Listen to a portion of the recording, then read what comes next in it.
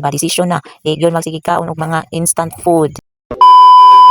Another day, another vlog by Amy Grace Bitinol as a content creator o isa ka inhan nga gusto mahawas diri sa kalisod sa kalibutan. Aw, salamat! So for today's vlog is na karon sa patinay kay mga financial assistant para kay mama may na lang makaalalay sa 65,000 plus sulod sa tulo ka bulan bayot o diba decision na.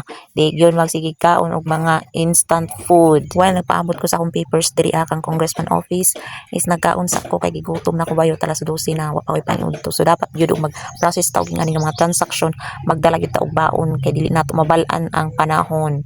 At least secure ang imuhang bitok. Aw, salamat. So diri adan ko nagmalamala MMK. Dear Sharo, tana Sharo, kumuto nimo ang ilahang dughan nga dako ubag ang ihatag sa amoa.